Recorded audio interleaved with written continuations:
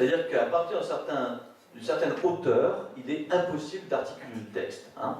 Et ça, bon, si cette question vous intéresse, je vous renvoie aux travaux absolument passionnants de Michel Boisat, qui a écrit un ouvrage indépassable et tout à fait passionnant, qui s'appelle L'opéra ou le cri de l'ange, publié en 85 chez Métayer, voilà, où il montre effectivement cette articulation entre le cri, la jouissance et la jouissance de l'amateur d'opéra.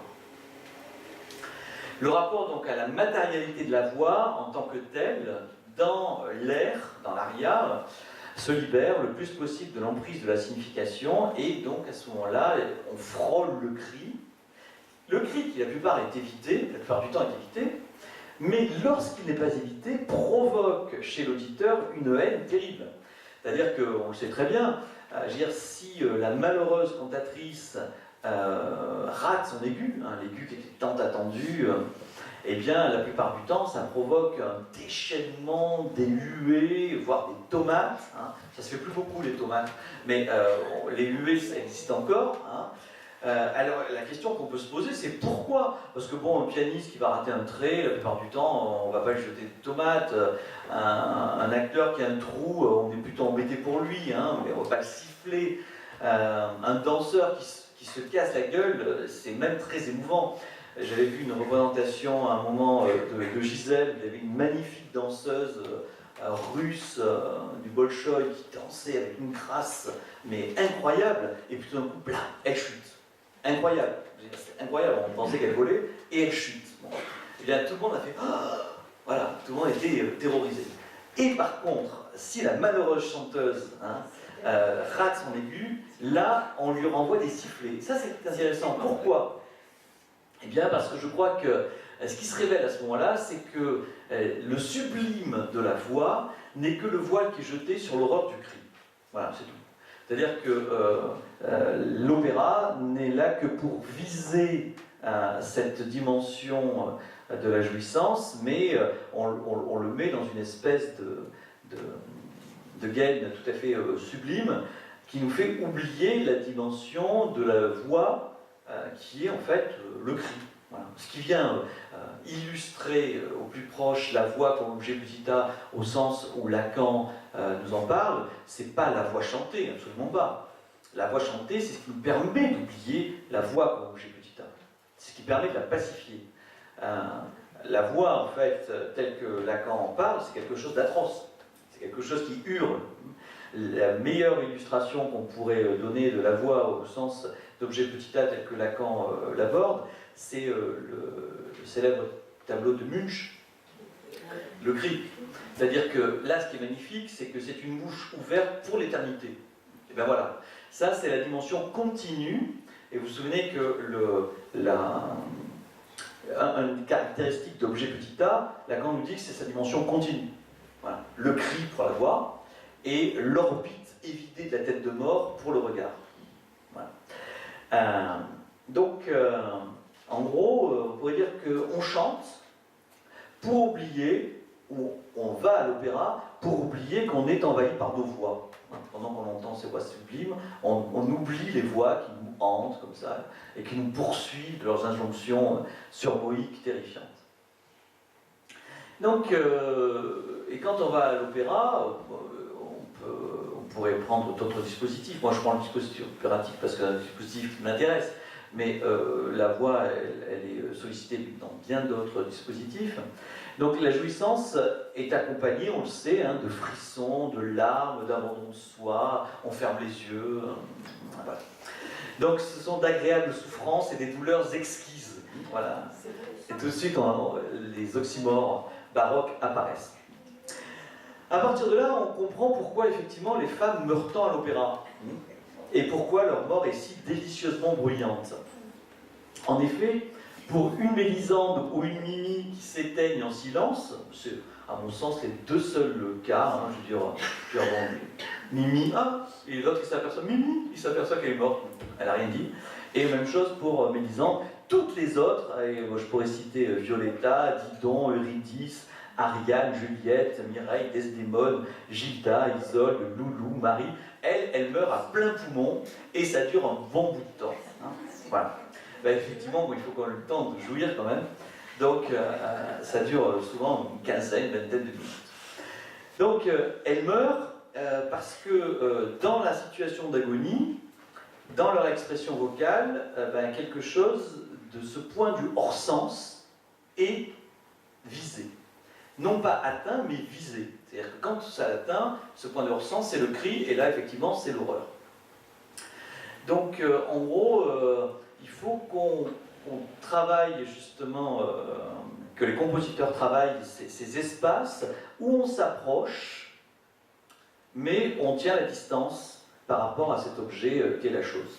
Et ça, c'est tout à fait intéressant, hein, c'est-à-dire qu'on pourrait dire que l'aria à l'opéra vise à la fois à convoquer et à révoquer la chose dans le même mouvement, c'est-à-dire qu'on s'approche de cette dimension du cri et en même temps on l'évite. Donc c'est ces jeux que décrit Lacan dans le séminaire 7 sur la sublimation, dans ce jeu par rapport à cet objet primordial qu'est la chose, donc entre évocation et révocation. Alors cette association de la voix féminine et de la jouissance hors la loi, c'est clair si on se rappelle que si la féminité, comme l'avance Rivière, est une mascarade, vous savez, ça c'est une thèse d'une psychanalyste femme, heureusement d'ailleurs, sinon on aurait pensé que c'était encore un propos machiste, mais c'est Joanne Rivière qui dit que la féminité est une mascarade. Donc si on dit que donc, la féminité est une mascarade, quand on arrache le masque, eh bien, je fais l'hypothèse qu'on tombe sur la figure du père primitif. Donc, en gros, l'opéra, ce serait une façon de commémorer cet acte primordial dans lequel la société est née. En gros, ça c'est la thèse freudienne.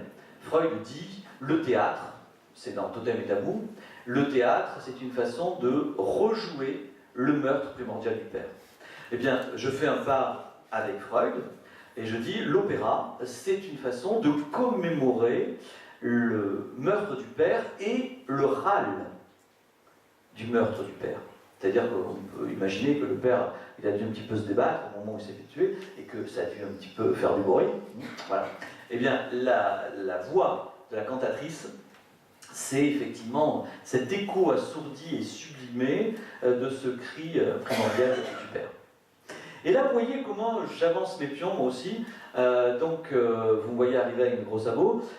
Donc, le cri de jouissance du père de la horde. Je vais retrouver le cri de jouissance de la mère. Hein. Et donc, on voit là comment l'opéra serait une façon pour Herbert de venir traiter ce rapport à ce charivari, à ce cri qui avait créé le symptôme chez lui. Alors, ce qu'il faut comprendre ensuite, c'est comment, à l'opéra, le regard et la voix sont articulés. Ces deux objets, hein, qui sont des objets essentiels, puisque vous vous souvenez que Lacan les a quand même extraits de la liste des objets pulsionnels pour en faire les objets du désir. Vous vous souvenez, il y a les objets de la demande, que sont le sein et les fesses, et puis les objets du désir, qui sont le regard et la voix. Et qui sont aussi, souvenez-vous-en, les objets du délire. Hein, le regard et la voix, c'est ce qui sont aussi concernés dans la production délirante. Alors, ce qui est tout à fait fascinant à l'opéra, c'est qu'il y a une intrication tout à fait complexe entre la voix et le regard. La scène de l'opéra est bien évidemment le lieu où la voix devrait être reine. Et d'ailleurs, parfois, on peut se contenter de représentations appelées version concert, hein, sans mise en scène. C'est toujours un peu décevant quand même. Hein. Bon. Ce qui montre bien que la dimension scopique est aussi engagée là-dedans, et le spectateur, vous entendez dans spectateur, la dimension spectarée de regarder. Alors, il y a un roman de Jules Verne que j'adore, qui est un petit chef-d'œuvre, qui s'appelle Le Château des Carpates. Je ne sais pas si vous avez lu Le Château des Carpates, mais bon, c'est absolument sublime, qui raconte en fait l'histoire d'une cantatrice. Et c'est une cantatrice qui est admirée par un baron qui s'appelle le baron de Gortz. Et cet homme, en fait, poursuit cette cantatrice de salle d'opéra en salle d'opéra pour aller l'écouter. Il adore sa voix. Et voici ce que dit Verne, qui a une préscience clinique tout à fait fascinante, sur l'articulation entre la voix et le regard. C'est-à-dire comment on peut dévorer du regard. C'est une expression qui est bien connue. Et voici ce qu'il dit. Ce spectateur aux allures mystérieuses, toujours là, quoique invisible derrière la grille de sa loge, avait fini par provoquer chez la Stilla, c'est le nom de la cantatrice, une émotion nerveuse et persistante dont elle ne pouvait plus se défendre. Elle sent le regard du baron de Gortz qui pèse sur elle, et ça a des effets sur sa voix. Ça, c'est tout à fait intéressant, l'articulation, effectivement, entre le regard et la voix. Le trac, qui noue la gorge de l'acteur, du chanteur ou de l'orateur, est à mettre en rapport avec les effets du regard de l'autre sur la voix. Effectivement. C'est-à-dire que parler devant une assemblée, c'est oublier, effectivement, qu'on est regardé pour pouvoir donner de la voix. Et ce que fait la chanteuse, la plupart du temps, quand ça marche, c'est qu'elle donne de la voix, et à ce moment-là, ça fait plier le regard du spectateur. Vous savez très bien que dans les moments les plus intenses, on ferme les yeux pour être tout à l'émotion de ce que l'on entend. Donc là, on voit bien effectivement cette articulation difficile entre le regard et la voix, le regard pouvant effectivement faire taire la voix, et c'est ce qui va se passer dans le cas de la Stilla, puisque à un moment, elle va renoncer à sa carrière, parce que ce regard qui pèse sur elle devient insupportable, et le baron de Gortz va refuser cette décision, et le dernier soir où elle se produit, il va, avec un acolyte, créer un appareil qui va capter l'image et la voix de la Stilla. Elle en mourra, bien sûr, et lui, comme ça, il pourra jouir éternellement de ses derniers instants vocaux. Voilà. C'est tout à fait fascinant parce qu'il y a bien sûr une préfiguration de ce que sera l'hologramme, de ce que sera la reproduction vocale, etc. etc. Oui, alors c'est un petit peu moins fun que ce que nous avons connu ces dernières semaines, où il y avait 5-6 hologrammes à travers le monde, mais quand même, on peut dire que Verne pressent cette articulation-là entre le regard et la voix.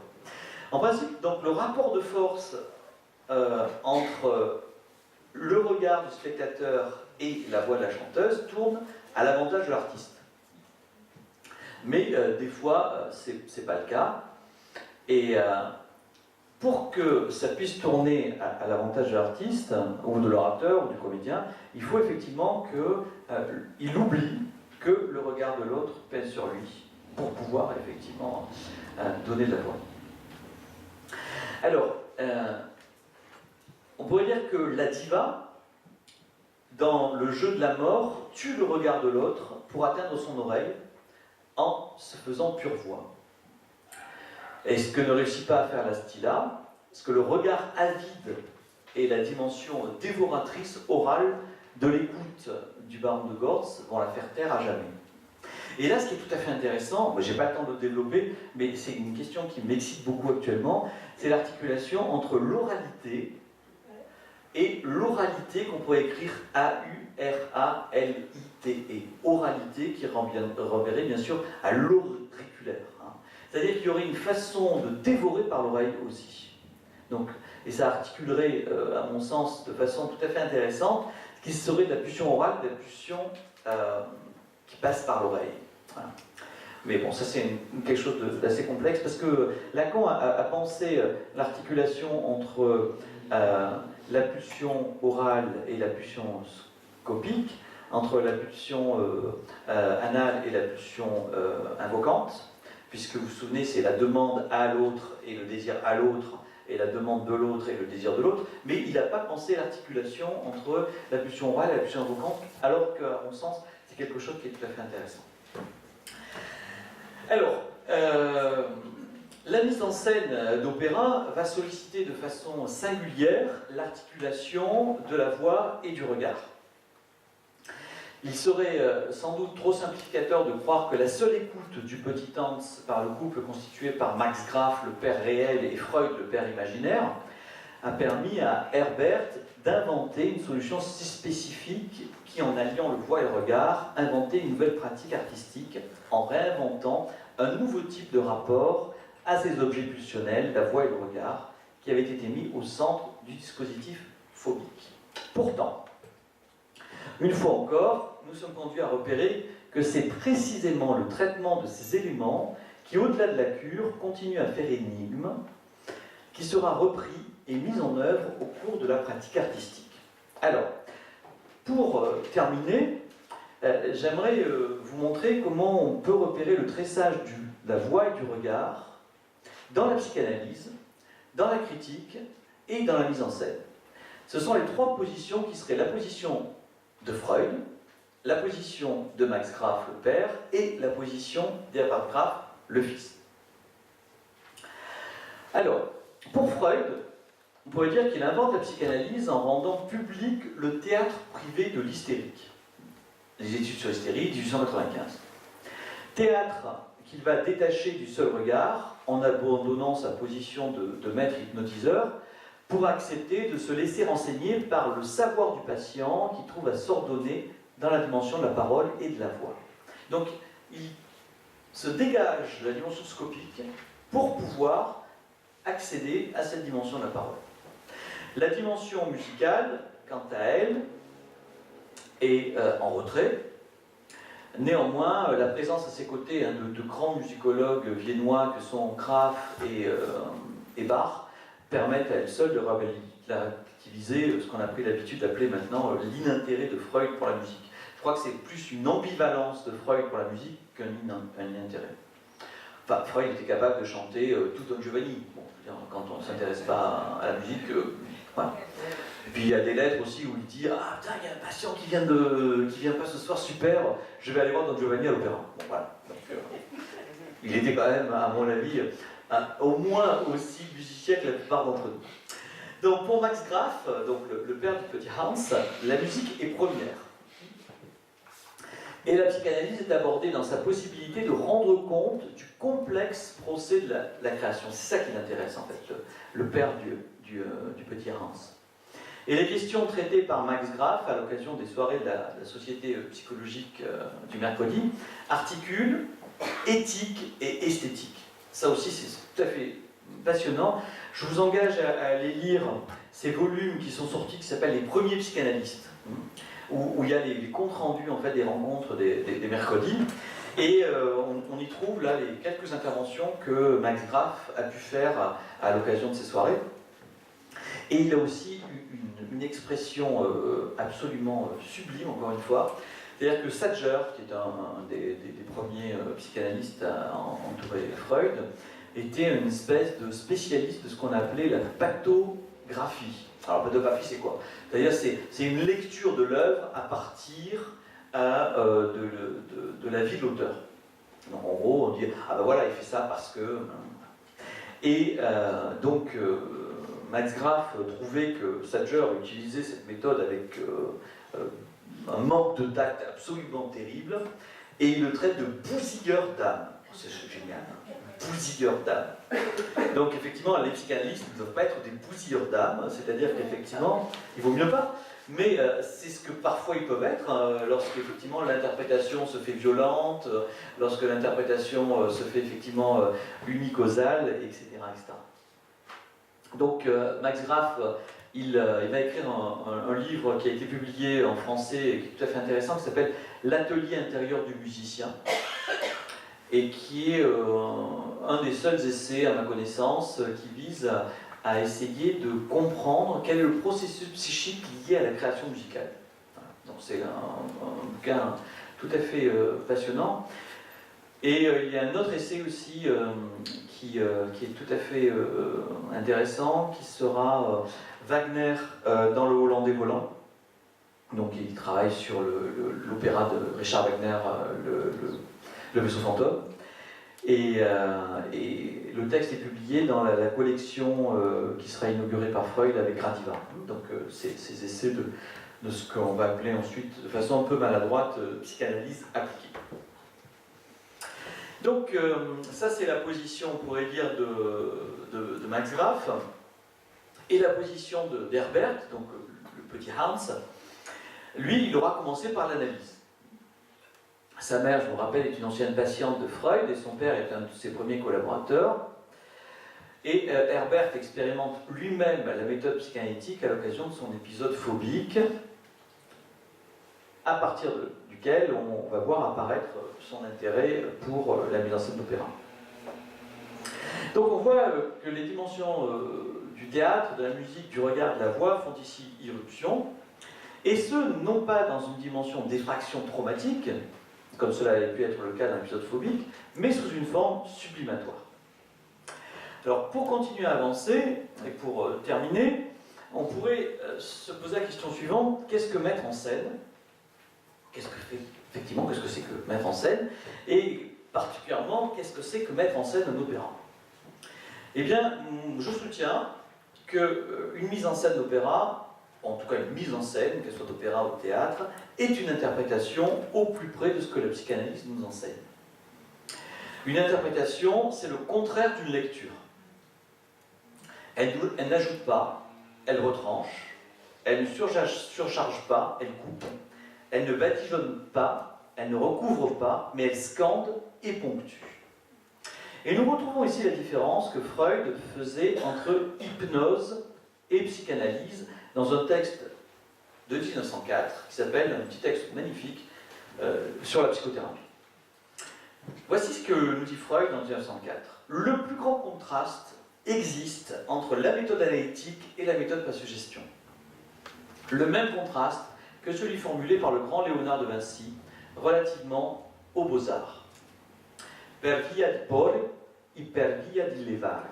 La peinture, dit-il, travaille per via di pore, car elle applique une substance, des parcelles de couleur sur une toile blanche. La sculpture, elle, procède per via di levare, en enlevant de la pierre brute tout ce qui recouvre la surface de la statue qu'elle contient. La méthode analytique ne cherche ni à ajouter, ni à introduire un élément nouveau, mais au contraire à enlever. Ça, c'est du Lacan. Hein, voilà.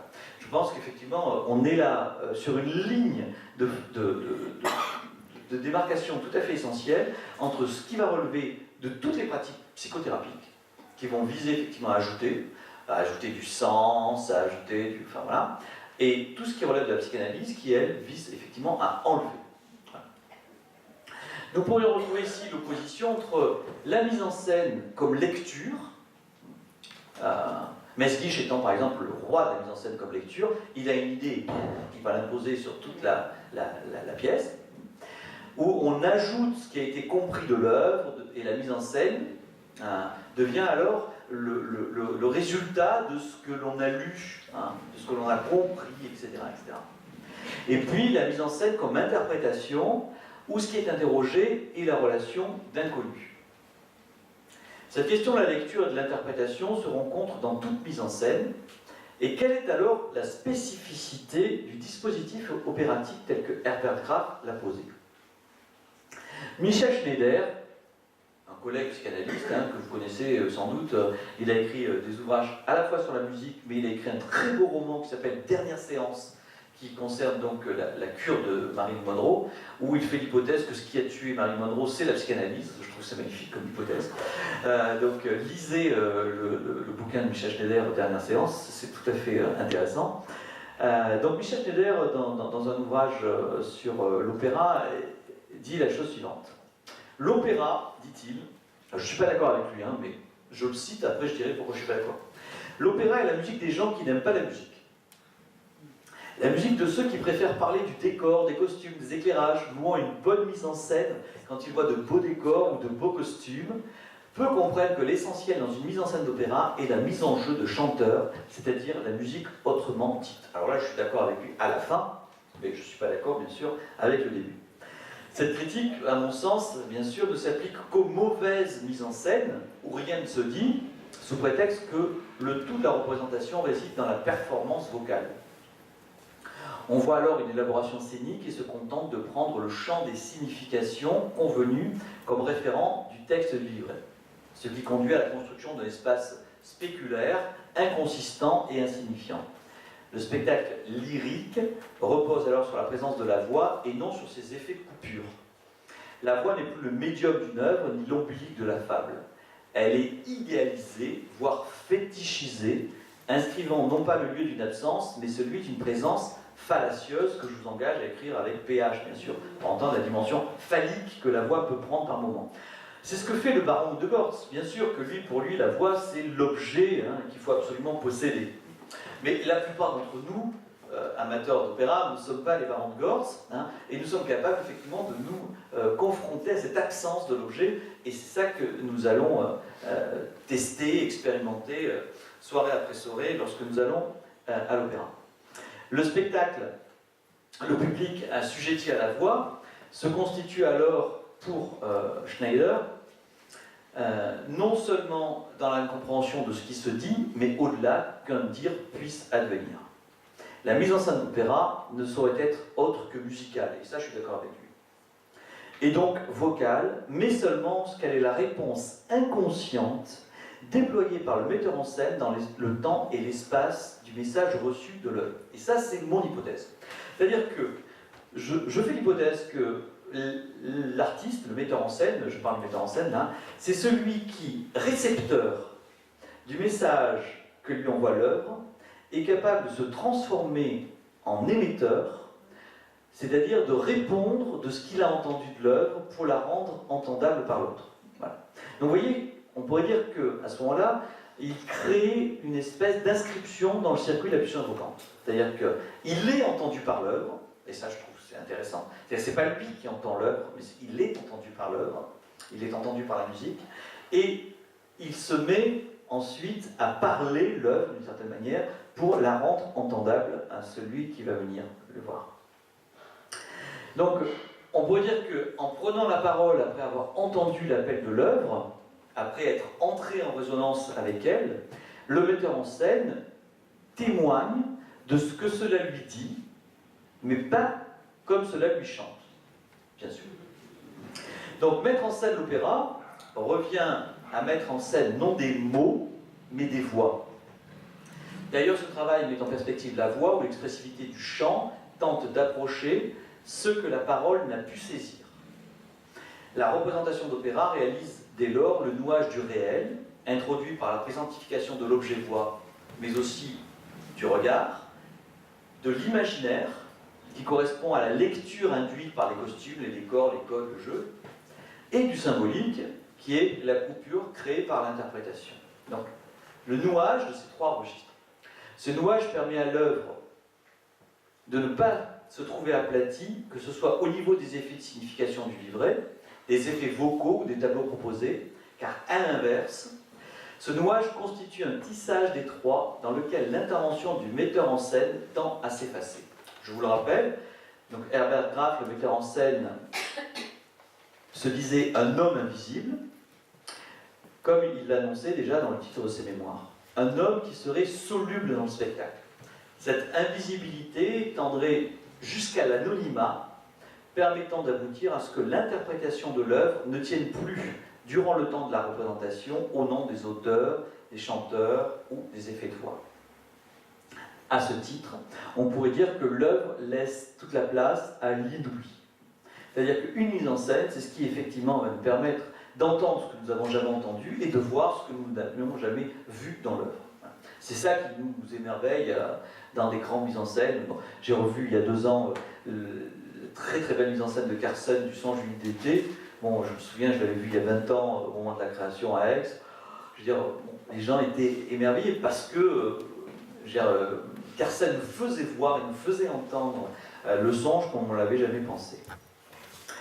Alors une fois encore, nous retrouvons ici un phénomène auquel la pratique analytique nous confronte. L'interprétation permet l'existence du sujet, mais c'est seulement en disparaissant que le psychanalyste permettra qu'advienne une consistance fondée sur autre chose que la complétude.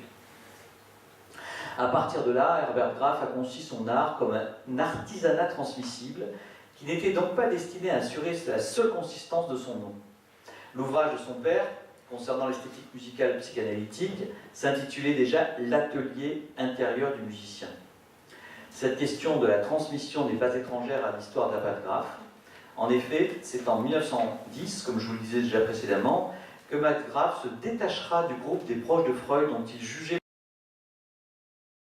le fonctionnement par trop ecclésiastique, au moment même où se constituait, à l'occasion du colloque de Nuremberg, l'Internationale Association Psychanalytique, dont l'objet d'étude portait justement sur les questions de transmission de la doctrine, c'est le terme qui est utilisé à ce moment-là.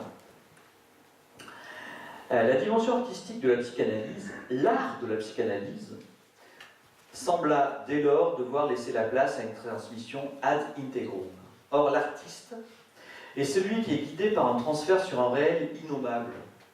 L'écart entre la symbolisation analytique et la sublimation tient à ce que l'artiste produit un nouage où la question du sens, sans être absente, n'en est pas moins reléguée au second plan, car c'est un transfert sur l'impossible qui s'y impose.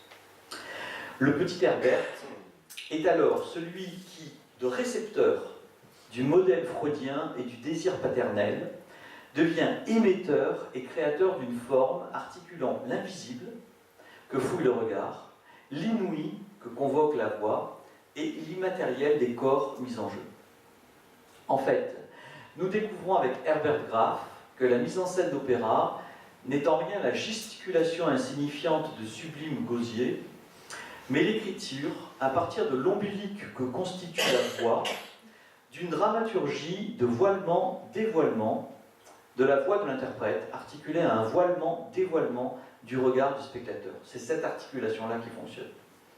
Voilement et dévoilement du regard et de la voix, qui, sur un mode traumatique, avait été au cœur même de l'épisode phobique, comme je l'ai montré précédemment. Juste 30 secondes pour vous citer encore une phrase de Herbert Graf qui me paraît tout à fait éclairante. En réalité, on pourrait dire qu'une mise en scène est un aveu. L'aveu, non de ce que l'on savait déjà, qui est la position du maître, position que parfois Freud a pu occuper, ou de ce que l'on pense, de ce qu'il a vu ou de ce qu'il a entendu, ça c'est la position du critique, hein, que Max Graf occupait à Vienne, mais aveu de la façon dont on pense après avoir vu et entendu. Comment une œuvre nous a transformés. Ce qui revient à avouer que non seulement il y a eu transformation de récepteur en producteur, mais qu'en outre, cette production a pu devenir signifiante et donc source de production pour l'autre. Pour illustrer ce changement de position dans le champ de la pulsion invocante, nous emprunterons un dernier exemple donc, tiré de l'interview d'Herbert Graf. Voici ce que dit Herbert Graf. Faisons répéter Vinay, qui était un grand chanteur qui chantait le rôle d'Othello, donc faisant répéter dans le dernier acte d'Othello, Toscanini, chef d'orchestre immensément connu, arrivé un jour au moment où le ténor contemple Desdémone assassinée, qu'il vient de tuer. Et soudain, Toscanini éclate en criant « Ne chantez pas !» Puis, d'une voix brisée et tremblante, il se mit à chanter la phrase lui-même « Et tout comme essaye pâlir ». La portée de ces mots, nous dit Herbert Graf, fut transmise de façon si renversante, si émouvante, que Vinay eut beaucoup de difficultés à égaler l'exemple du maestro. Les plus grands chanteurs d'opéra ont eu ceci en commun. Lehmann, Flagstadt, Melchior, Callas. L'aptitude de chanter de façon signifiante, même s'ils n'étaient pas pleinement convaincants comme acteurs au sens conventionnel. Herbert Graf pointe ici, avec beaucoup de finesse, l'effet de vérité qui peut nous arriver depuis une manifestation du réel dans un acte de création. Manifestation qui se révèle non traumatique, suturante ou effractive, mais ouvrant sur un inouï. Le devenir metteur en scène du petit Hans nous enseigne in fine comment, au-delà, mais sans doute également en partie grâce à elle, comment au-delà de l'écoute analytique d'un enfant qui lui aura permis de pouvoir se séparer de ses constructions symptomatiques, peut subsister des restes énigmatiques de son analyse, dont il pourra s'emparer pour les mettre à l'œuvre, au-delà de la suture symptomatique, la possibilité d'une ouverture sublimatoire. Je vous remercie.